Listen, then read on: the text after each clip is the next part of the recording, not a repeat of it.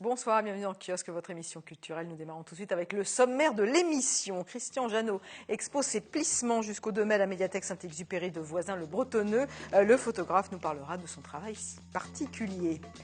Claire de la Varenne est une spécialiste de l'histoire de l'art. Le 5 mai, elle animera une conférence sur Velázquez, alors que le peintre espagnol est à l'honneur en ce moment au Grand Palais, à Paris.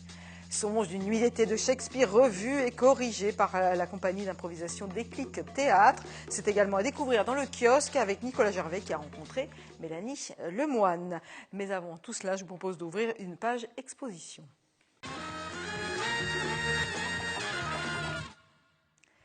Il expose jusqu'au 2 mai à la médiathèque Saint-Exupéry de Voisins-le-Bretonneux et puis à partir du 5 mai au centre Alfred de Vigny, toujours à Voisins-le-Bretonneux. C'est Christian Janot, vous êtes photographe, bonsoir. Bonsoir. Merci d'être l'invité de Kiosque.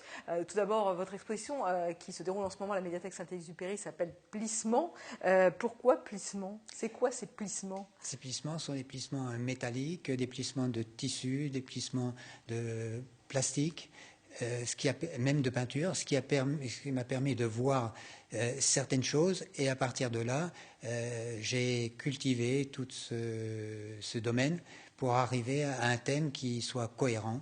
Et on voit que ça donne envie de faire de la grandeur dans cette exposition et non pas du microscopique. Vous allez nous parler de ce que vous arrivez à voir, parce que c'est là l'essence même de votre travail. Mais pourquoi l'intérêt pour ces plissements? Qui vous plaît, le côté vague, ondulé?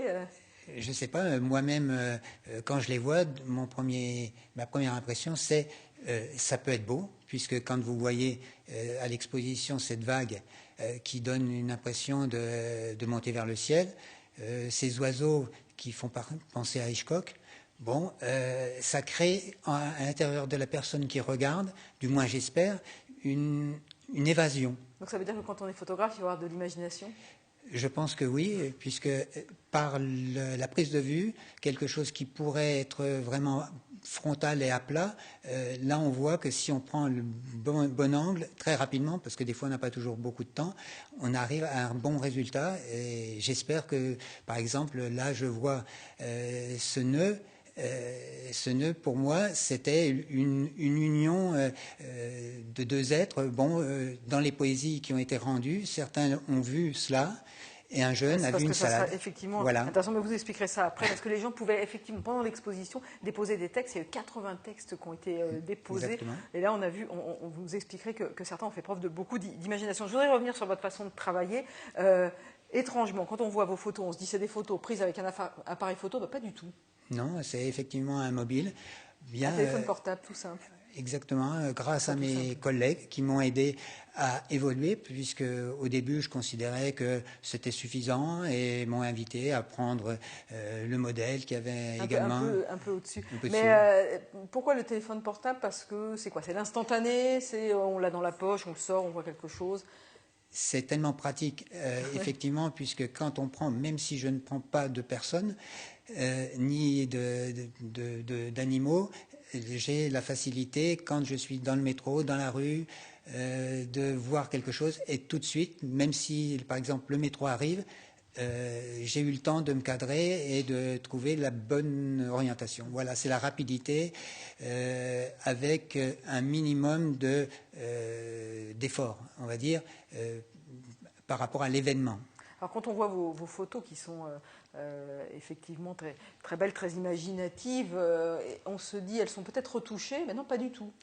C'est un vrai parti pris de ne pas les retoucher. Aujourd'hui, on ne sait plus qui est quoi. Ouais, on ne sait plus la vérité. Hein. Voilà, donc le but c'est effectivement, là j'ai par exemple une coulée qui représente un tigre, et ce tigre a un mégot dans la bouche, dans la gueule. On pourrait se dire, ça serait peut-être mieux de retoucher, d'enlever ce mégot. Mais à ce moment-là, pour moi, j'enlève le contexte. Et en même temps, ce contexte, vous allez également le chercher, puisque j'ai essayé de le délocaliser, et c'est aussi un but de mes photos, c'est-à-dire que la personne devant une photo va se poser la question où a-t-elle été prise, quelle est la matière, et c'est là où on retrouve la recherche de matière du buffet. Donc là, c'est vraiment la vérité à l'état pur. La photo, vous l'avez pratiquée tout jeune, puis après vous avez arrêté, puis vous êtes revenu à la photographie. C'était il y a à peu près 4 ans, on m'avait raconté ça en préparant cette émission, c'était en revenant d'un voyage au Népal. Voilà. Vous avez fait une photo, et qu'est-ce qui s'est passé quand vous avez regardé cette photo ? J'ai vu dans un escalier, puisque quand on va au Népal, bon, hélas, aujourd'hui, on est un petit peu triste de ce qui se passe. Je me suis aperçu que dans un des escaliers se trouvait une tête que je n'avais pas vue en prenant la photo.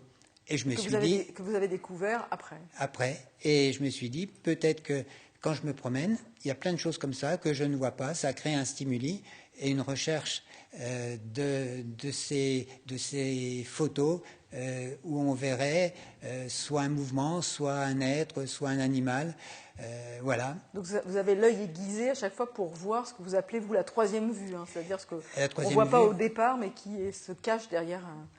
Alors, beaucoup de gens connaissent le principe des nuages. Quand on est jeune, on regarde les nuages, on dit je vois un chien, je vois une tête de personne. Bon, ça a un nom, ça s'appelle la pareidolie, qui traduit en fait cette capacité à voir dans des formes, dans des formes quelque chose qui ressemble à la réalité. Voilà, donc vous avez le troisième œil, alors on va dire. Ce troisième œil, oui, mais comme je le dis à beaucoup de gens, c'est que je suis parti de l'inconnu, c'est-à-dire je l'ai fait sans savoir que bon, il y avait d'autres personnes qui avaient cette capacité. Et en recherchant, j'ai trouvé qu'il y avait certaines personnes connues, telles que Aaron Siskin, qui, dans sa deuxième partie de vie, après des reportages, s'est beaucoup allé sur ce terrain. Donc je l'ai dit, l'exposition à la médiathèque Saint-Exupéry, c'est jusqu'au 2 mai. Les visiteurs pouvaient laisser des textes. Effectivement, il y a eu 80 textes qui ont été laissés, qu'on peut retrouver aussi sur votre site internet, parce que sur le site internet, on peut retrouver ces textes-là. Qu'est-ce qui vous a étonné dans ce que les gens ont laissé comme petits messages, comme poèmes, comme inspiration ? Alors certains sont très sérieux et d'autres sont très ludiques. Et c'est par exemple, une photo représentait un musicien, on va dire, puisque c'était un papier laissé sur le sol que j'avais vu, et j'ai vu un trompettiste. Et une personne a donné des mots, une suite de mots saccadés, en traitant sur le papier, et ces mots saccadés donnent presque l'impression de rythme, de musique. Voilà. Et du coup, ça réinvente, et vous voyez peut-être les photos différemment. Donc jusqu'au 2 mai à la médiathèque Saint-Exupéry pour ceux qui veulent découvrir vos plissements. Et à partir du 5 mai, vous restez à Voisin-le-Bretonneux, vous serez au centre Alfred de Vigny. Là, vous serez confronté à d'autres photographes et ça sera sur un thème plus animal, j'ai envie de dire. Oui, puisque le thème qui a été imposé, c'était animal. Donc, avec des photographes qui font vraiment des photos d'animaux, donc pour contrer et être à la hauteur de l'exposition, j'ai pensé à créer un ensemble que j'ai appelé Aquarium. Donc Aquarium, ça sera à découvrir au centre Alfred de Vigny à partir du 5 mai. Voilà, et donc j'espère que les personnes y verront différents éléments de matière pour la même chose qui sont des poissons. Alors, donc les plissements, c'est jusqu'au 2 mai à la médiathèque Saint-Exupéry, et les aquariums, ou l'aquarium, en tout cas le thème de l'eau, c'est à découvrir à partir du 5 mai au centre Alfred de Vigny. Tout est à Voisin-le-Bretonneux. Merci beaucoup à Christian Janot d'être venu sur le plateau de Kiosque. Merci à vous. Allez, on poursuit cette émission toujours autour de la photographie, des souvenirs de famille, de voyages, de simples moments pris sur le vif ou encore des créations numériques. Ces clichés sont exposés en ce moment à la mairie de Guyancourt. Les auteurs de ces photographies participent au concours Réflexe organisé par la ville pour la 4e année consécutive. Yolène Thorez pour le commentaire. Des souvenirs de famille, de voyages, de simples moments pris sur le vif ou encore des créations numériques. Ces clichés sont exposés en ce moment à la mairie de Guyancourt. Les auteurs de ces photographies participent au concours Réflexe, organisé par la ville pour la 4e année consécutive. Réflexe permet aux amateurs d'exposer 1 à 2 photographies, de pouvoir présenter leurs travaux et également peut-être se faire connaître et reconnaître dans le monde de la photographie. Il y a beaucoup de personnes qui viennent des Yvelines, la majorité, beaucoup de Guyan-Courtois, mais également quelques personnes, une personne de Paris et une personne de Tours. Gratuit et ouvert à tous, le concours compte 3 catégories, la photographie couleur, la photographie noir et blanc ainsi que la création numérique. Aucun thème n'a été imposé, libre cours à l'imagination. Sur les 49 créations déposées, 36 ont été retenues pour l'exposition.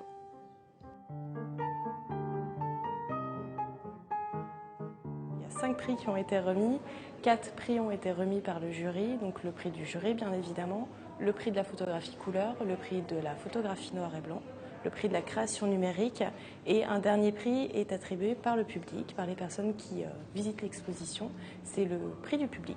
Le public peut voter jusqu'à 16h le jeudi 7 mai, jour du vernissage. Les gagnants se verront remettre des bons d'achat et des abonnements magazines. Et on reste toujours à Guyancourt pour une autre exposition, mais cette fois à la salle d'exposition, les œuvres d'Anne Slassik autour de l'opéra de Stockhausen-Licht. La série des 7 œuvres sera présentée pour la première fois. 2 ensembles seront également présentés, celui créé à partir du texte en prose de Stéphane Mallarmé, le Nénuphar blanc, et celui créé à partir du poème d'André Dubouché, L'Avril. C'est donc à découvrir jusqu'à dimanche à la salle d'exposition de Guyancourt. Et puis une autre exposition, cette fois autour du paysage, c'est à Elancourt, le travail de Jean-François Audry, qui souhaite transformer notre perception du paysage. C'est donc à découvrir en ce moment à la commanderie des Templiers d'Elancourt. L'entrée est libre.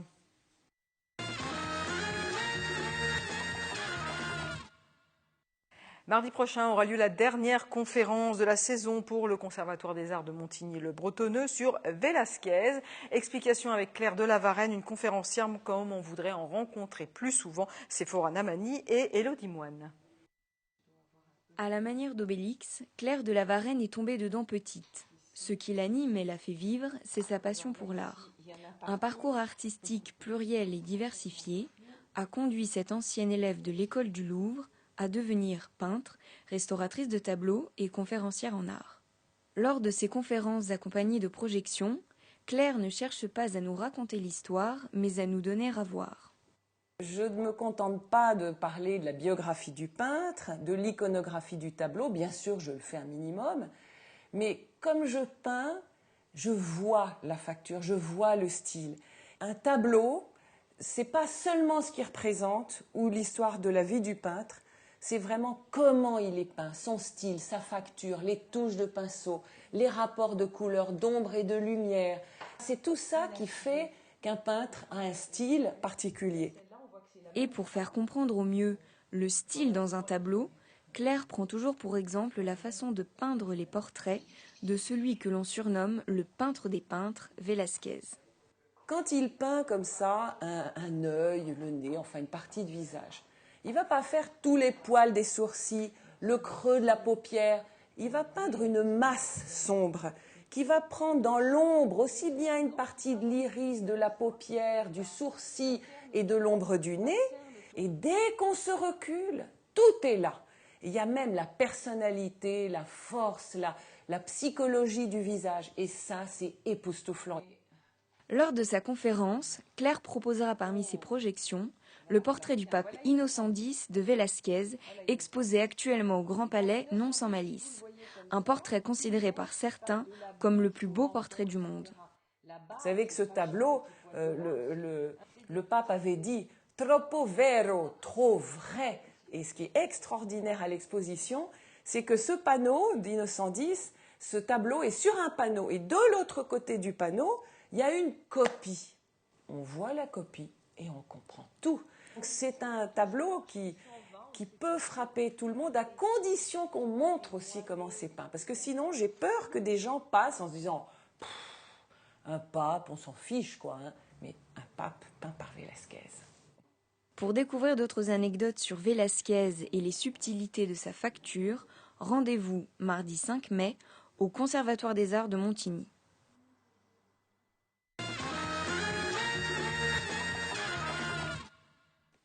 Le songe d'une nuit d'été de Shakespeare, revu et corrigé par la compagnie d'improvisation Déclic Théâtre. Toutes les explications avec Mélanie Lemoine, c'est tout de suite et c'est dans la chronique de Nicolas Gervais. Nous sommes à la Meurise à Trappes et c'est derrière cette porte qu'ils répètent leur dernière création qu'ils présenteront ici même les 5 et 6 mai. Après Lysistrata en 2011, ils s'attaquent cette fois à Shakespeare avec le songe d'une nuit d'été. Mais comme il s'agit de Déclic Théâtre, c'est forcément un peu décalé, comme nous allons le voir tout de suite avec Mélanie Lemoine. Allons-y. En voilà un. Où es-tu, fier Démétrius? Ici, canaille, l'épée au poing, et je suis prêt. Où es-tu? J'arrive tout de suite. On a créé Lysistrata maintenant il y a 4 ans presque, en 2011. Et là, on s'attaque à Shakespeare après Aristophane. D'abord parce que Shakespeare, c'est anglais, donc c'est forcément traduit, donc c'est forcément adapté. Donc de la même façon qu'on avait adapté le texte d'Aristophane, on s'est dit, bah voilà, si on prend un texte anglais et ancien, on a plus de liberté, on se sentait un peu plus libre pour l'adaptation. Donc on a travaillé avec une adaptation d'un monsieur qui s'appelle Daniel Loaiza. On a fait quelques coupes, on a changé quelques mots par-ci par-là. Voilà, finalement moins que ce qu'on pensait. Je pensais qu'on allait beaucoup tordre le texte et en fait pas tant que ça. Nuit harassante, que tes heures s'abrègent. Brille à l'Orient, lumière consolatrice, afin que ta clarté me reconduise vers Athènes. Le songe d'une nuit d'été, ça parle de théâtre. Et encore plus dans l'interprétation qu'on a faite Jean-Philippe Salerio, qui est le metteur en scène, ça ne parle quasiment que de théâtre. Et je trouvais intéressant cette perspective, enfin cette mise en perspective, de dire, bah voilà, les comédiens de la compagnie Déclic Théâtre, qui sont plutôt habitués des matchs d'impro, des spectacles d'impro, et ils vont découvrir le théâtre. Et de la même façon que dans le spectacle, il y a des personnages qui découvrent le théâtre. Plus qu'une, donc. Et 2 et 2, 4 feront. Mais la voilà, triste et furieuse. Quel châtiment, quel garnement ce Cupidon qui rend lâche ces malheureuses. C'est une comédie déjà, donc c'est quand même déjà, comme Aristophane, enfin comme le texte de Lysistrata l'était, le texte du songe est déjà drôle, c'est déjà une comédie, c'est déjà des mondes qui se croisent, qui s'entrechoquent. Il y a ces fées qui sont là, puis il y a ces petits jeunes qui sont amoureux, puis qui fuient dans la forêt, puis il y a ces artisans qui montent un spectacle pour le duc, puis il y a ce duc, et tous ces personnages se croisent, donc déjà bien sûr que c'est décalé parce que c'est une confrontation, enfin c'est des confrontations de mondes qui n'ont rien à voir. Donc oui, c'est sûr que c'est décalé, mais c'est Shakespeare qui l'a voulu décaler, c'est pas Déclic. D'après tout ce que j'ai pu lire ou pu entendre dans les contes ou dans l'histoire, le cours de l'amour vrai n'aura jamais été paisible. Oh, quelle croix! Écoutez bien, j'ai une tante veuve, une douairière, qui a de grands biens mais aucun enfant, dont la maison se trouve à 7 lieues d'Athènes. Elle me considère comme son fils unique. Là-bas, du Serbia, je pourrais t'épouser. Une des raisons de cette pièce, c'est aussi que c'est une pièce avec beaucoup de personnages et que moi j'avais envie vraiment, après le fiestacle, on avait vu voilà toute cette matière vive qui existe à Déclic, tous ces comédiens qui sont jeunes, qui ont envie, qui sont à l'aise sur des plateaux, qui ont une énergie de dingue. J'avais envie qu'on fasse quelque chose avec beaucoup de monde et que ça respire cette force-là de la jeunesse qui a envie. Une des particularités du spectacle, c'est que ça mélange des jeunes comédiens, des très jeunes comédiens qui ne sont pas encore professionnels, qui seront peut-être jamais professionnels, mais en tout cas qui sont des jeunes comédiens de chez nous, donc qui ont quand même pas mal d'expérience de la scène, et puis des comédiens plus âgés et qui ont, eux, une solide expérience du classique, du théâtre, voilà. Donc on mêle tous ces gens-là, on est 13 sur le plateau, avec un musicien. Dors comme un bienheureux, pendant que je déverse dans chacun. Dans le texte d'origine, il y a des moments chantés, donc on a demandé à Nicolas Duclou, qui avait déjà fait la musique pour Lysistrata, d'écrire de la musique et des chansons sur les moments qui étaient censés être chantés. Il y a cette présence très très forte du théâtre un peu baroque, avec une toile peinte, avec des costumes assez guindés, assez élisabétains, avec du bois, des matières assez traditionnelles, on va dire. Et puis à côté, des couleurs un peu plus vives, pour les jeunes amoureux ou pour les artisans. Lui ne veut pas savoir ce que tous savent sauf lui. Car avant que Démétrius ait vu le regard d'Hermia, ses serments drus comme grêle certifiaient qu'il était à moi. Et après Shakespeare, on retrouve Catherine. C'est nul. Ouais, c'est vrai. Ben non, c'est pas nul. Allez, L'oubli des anges, maintenant un opéra danse contemporain qui aborde le moment de la dernière séparation. Aujourd'hui encore, la mort se danse, se chante, mais en tout cas ne se dit pas. Un spectacle de la compagnie Interface est à voir mardi 5 mai à la salle Jacques Brel de Montigny à 20h30. Tarif à partir de 16,70 €. On en regarde un extrait.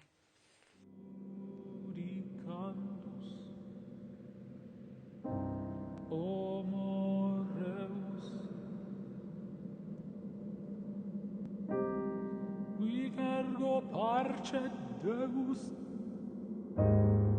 die Jesu Domine, dona eis requiem.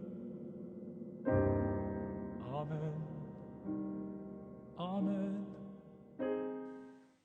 Et une date maintenant musique à retenir, un concert événement Natacha Atlas, Ibrahim Malouf sur la scène de la batterie de Guyancourt, ce sera le 6 mai. Natacha Atlas, victoire de la musique en 2000, revient avec un album qu'elle signe donc avec le compositeur Ibrahim Malouf, deux artistes réunis autour de la culture orientale avec des accents de jazz. Un concert rare à découvrir mercredi 6 mai à 20h30, tarif à partir de 16,50 €. Et je vous propose notamment, d'écouter la voix de Natacha Atlas, une voix envoûtante.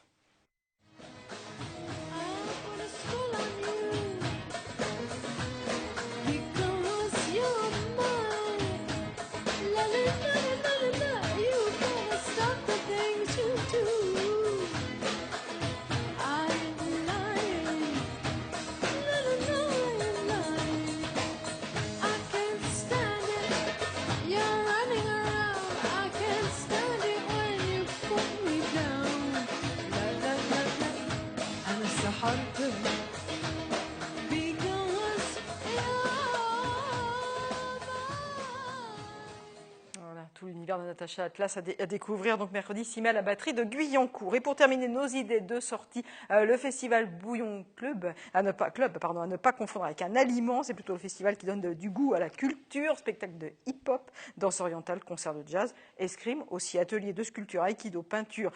Un savoureux mélange à découvrir donc ce samedi de 10h à 21h sur le terre-plein situé à l'entrée de l'avenue de Versailles à Versailles. L'entrée est libre.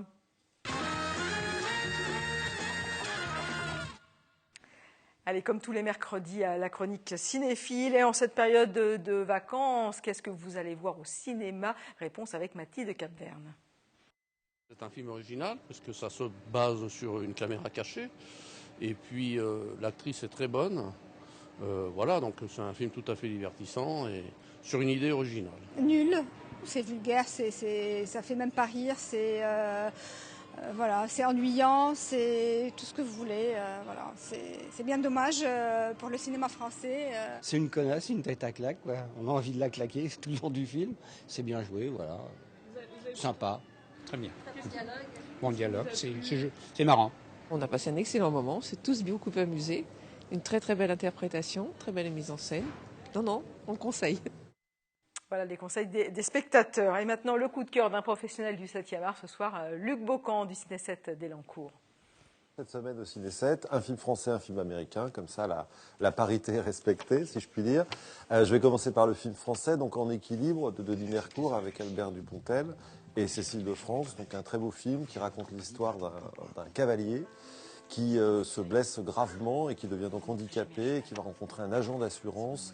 Ils vont se lier tous les deux, il va continuer à faire du cheval. Enfin, c'est un mélodrame qui est bien équilibré, bien réalisé, très bien interprété. Donc il est à voir sur nos écrans cette semaine. Et le deuxième film, c'est Style Alice, qui fonctionne pas très bien, on ne comprend pas pourquoi dans les salles de cinéma, qui a valu un Oscar à Julianne Moore, qui est une actrice américaine, comment dirais-je, très bonne, actrice américaine. Et là, ça raconte l'histoire d'une femme qui va découvrir petit à petit, au fur et à mesure qu'elle commence à perdre la mémoire et qu'elle est donc frappée par la maladie d'Alzheimer. Donc c'est un drame aussi, très prenant, très bien fichu, à voir donc, dans nos salles cette semaine. C'est peut-être la dernière année que je serai moi-même, tu sais. S'il te plaît, ne dis pas ça. Cette émission est maintenant terminée. Merci de l'avoir suivi. Rendez-vous mercredi prochain. D'ici là, excellente fin de semaine.